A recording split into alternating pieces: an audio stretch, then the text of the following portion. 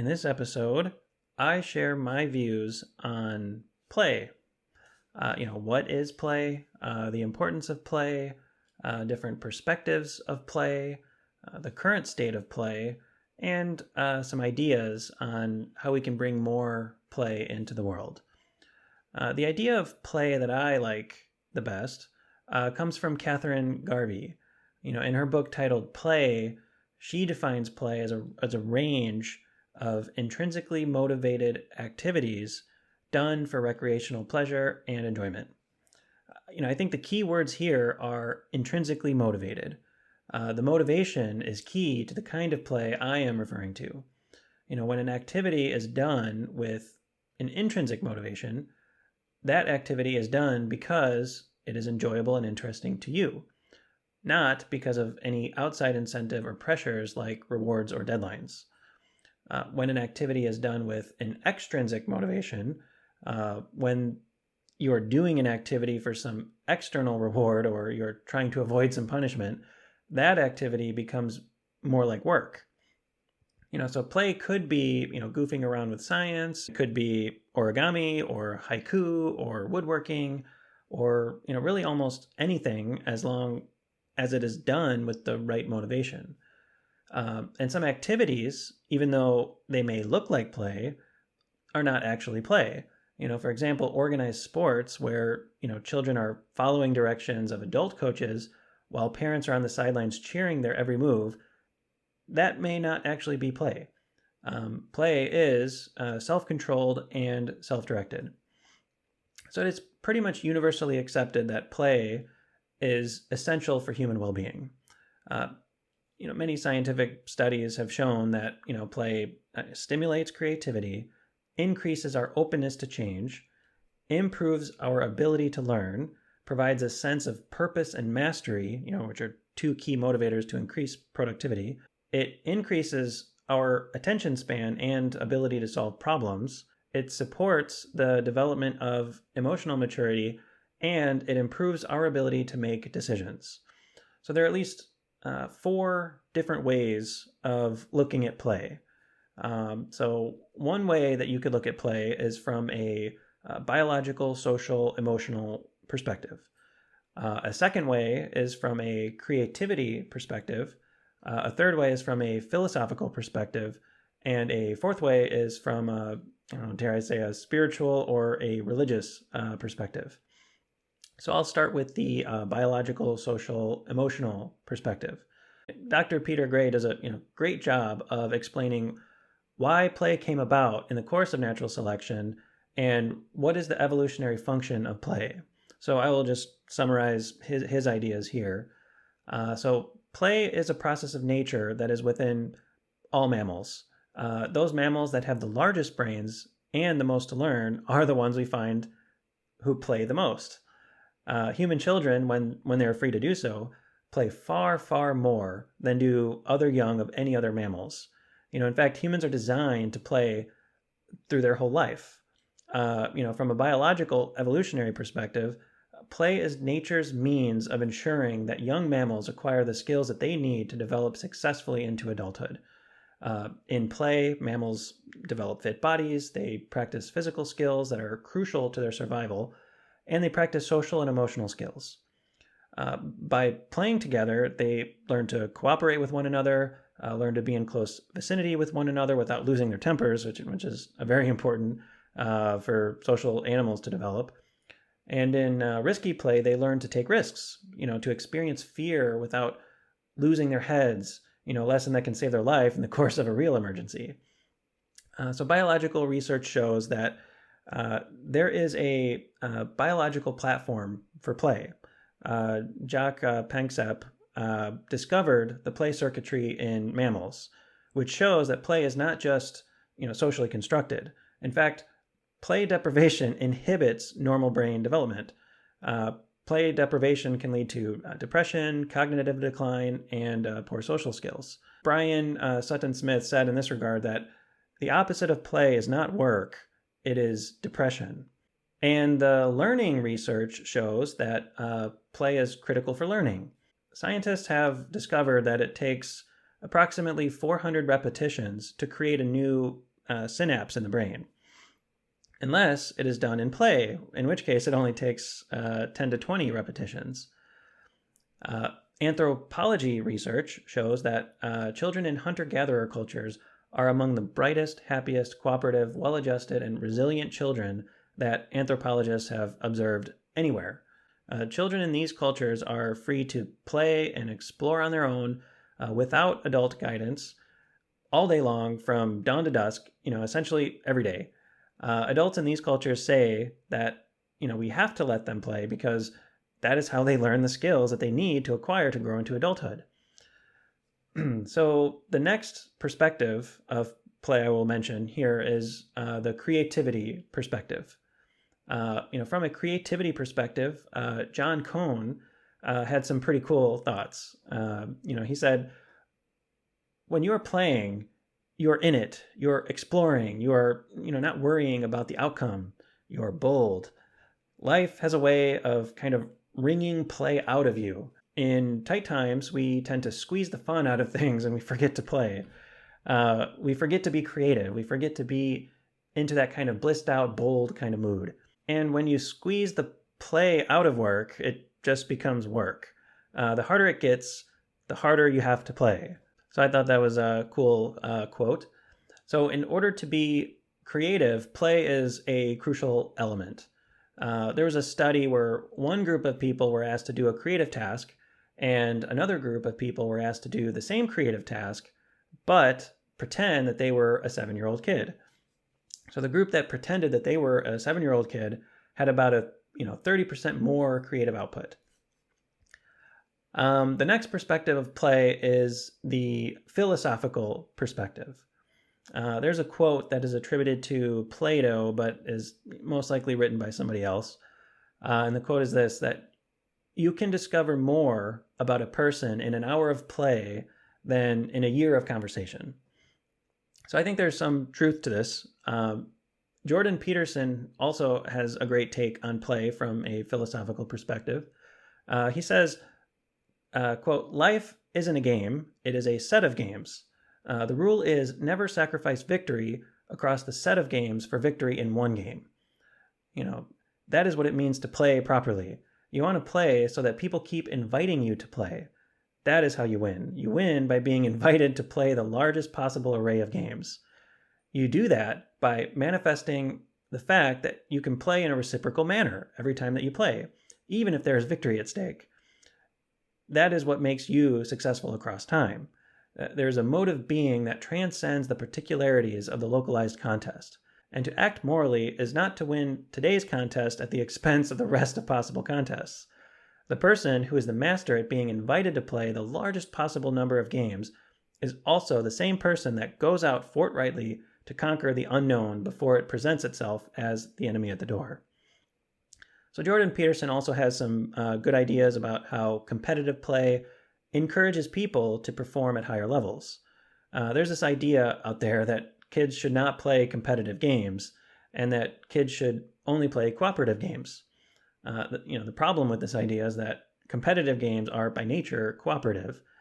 Everyone comes to play the same game, everyone mutually defines the aim of the game, everyone is assigned roles of the game, everyone agrees to stick to the rules, and everyone agrees to be penalized for breaking the rules.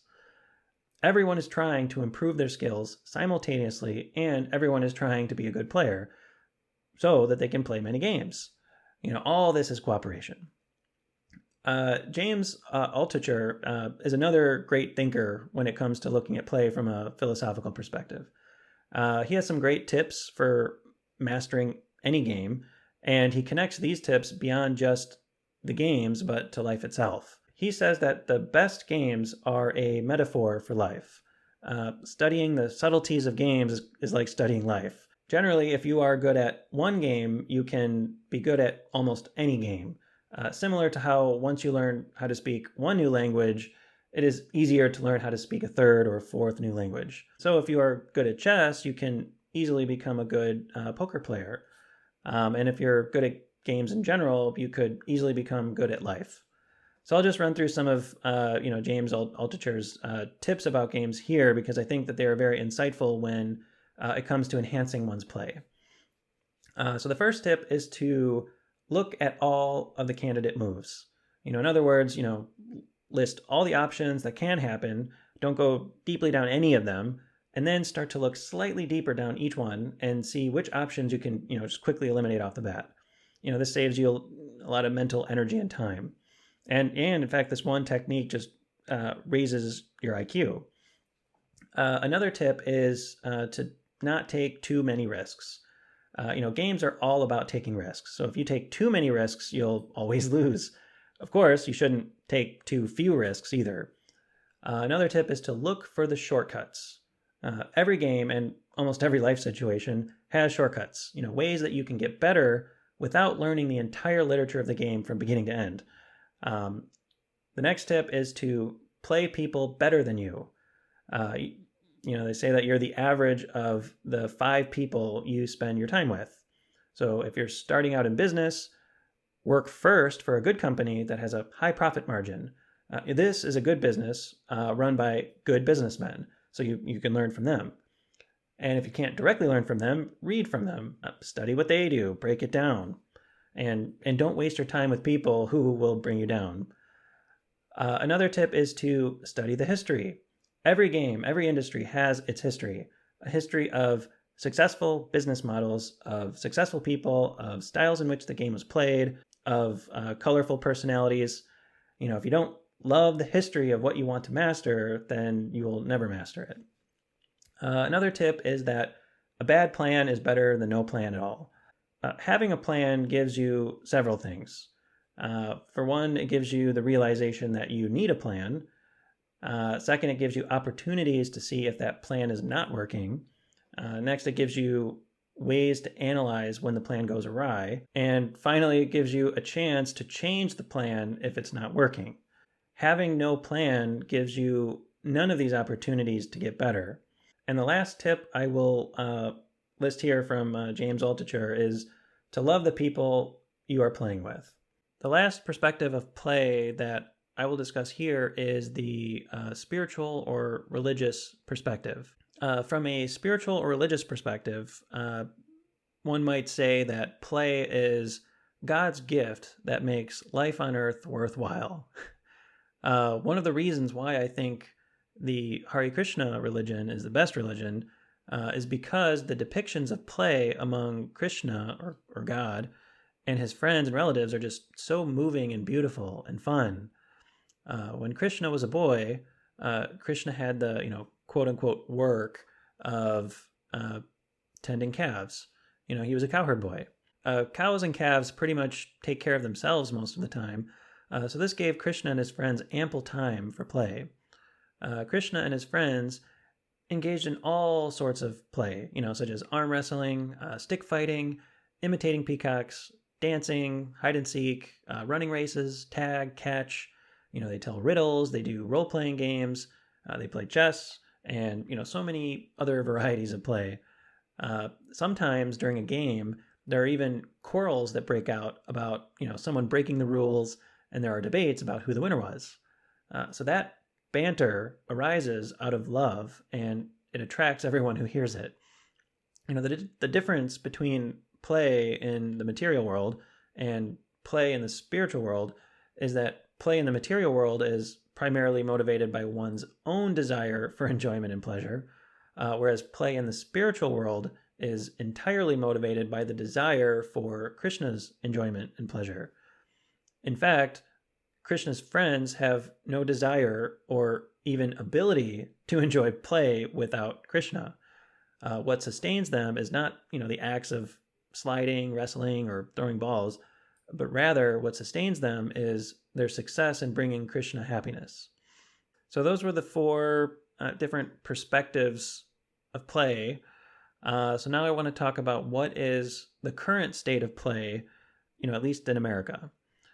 So Dr. Peter Gray, again, he does an excellent job of describing this. So I'll just, try to summarize his ideas here. So over the last 60 to 70 years, we have been gradually taking the gift of free play away from children. In the 1950s, children had ample opportunity to play. The school year was 5 weeks shorter.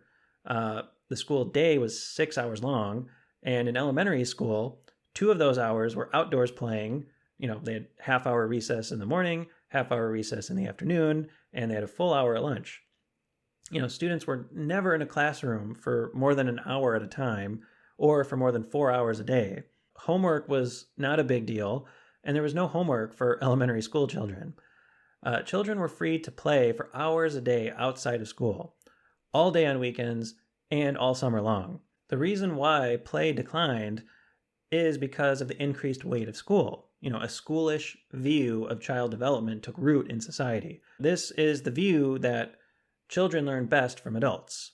The view that children's self-directed activities with other children are a waste of time. Childhood is turned from a time of freedom to a time of resume building. Irrational fears that if we don't watch our children every minute, something bad will happen. With less play over the decades, many studies show that the world has become a worse world for children. For one, there is increased anxiety and depression. Some estimates put it at 5 to 8 times greater rates of anxiety and depression today than in the 1950s. In fact, children are more depressed today than they were during the Great Depression, and they're more anxious today than they were during the Cold War. There is also a decline in internal locus of control, which is the sense that you have control over your own life. Children more and more believe that their lives are controlled by circumstance, by fate, and by other people's decisions rather than controlled by themselves. So not having an internal sense of control sets you up for anxiety and depression. There are also increased suicide rates, a rise in narcissism, a decline in empathy, and a decline in creativity. So correlation doesn't prove cause and effect, but there's good reason to believe that the decline in play is the cause of these deleterious changes. Why? Well, for one, the correlation is very good. And two, everything we know about play says that these are the effects that we would expect. They are analogous to the effects in animals when we deprive them of play. So play is where children learn they are in control of their own life. It is really the only place where they're really in control of their own life. So when we take that away, we don't give them the chance to learn how to control their own life. Play is where they learn to solve their own problems and learn that the world is not so scary after all. Play is where they experience joy and they learn the world is not so depressing after all. Play is where they learn to get along with peers and see from others' points of view and practice empathy and get over narcissism. Play is by definition creative and innovative. So of course, if you take away play, we would expect these kinds of negative effects. So this brings me to the question of how can we bring more play into the world? Awareness of the need for more play is a good first step. Hearing from people like, Dr. Peter Gray, Lenore Skenazy, and other great people in this space, it's a good start. Trying is a good second step. It has been demonstrated that people who try to bring a playful spirit into their work experience that they are more creative, more productive, more influential, and happy while they are at work. Having kids is another great way to bring more play into your life. Kids are by nature playful, and by spending time with kids, it may reawaken or enhance that nature in you. As a society, we could also create more opportunities for kids to engage in free play. Unlimited freedom to play, explore, and pursue their own interests. Time is the greatest gift we can give children. Children report being happy when they are given their freedom back. So kids want to play with the real tools of the culture, not just the pretend tools. So we could provide more access to, computers, 3D printers, drones, and other, technology of the day for children to play with. Kids also need space to play. We could develop more places for children to play in neighborhoods. We could develop neighborhood networks. We could open up school gymnasiums after school for free play. We could put a supervisor in the park who knows enough not to intervene or interfere with children's play, but is still there to make sure it is safe enough for parents to leave their kid there to play. We could close off city streets during certain hours so kids can, once again reclaim the streets as a place of play. We could also develop more adventure playgrounds. So the last idea I will mention here for bringing more play into the world is to stand up against the continuous clamor for more schooling. Our children don't need more school. They actually need less school. So that about sums up my views on play. So that's all for this episode. Thanks for listening, and take care.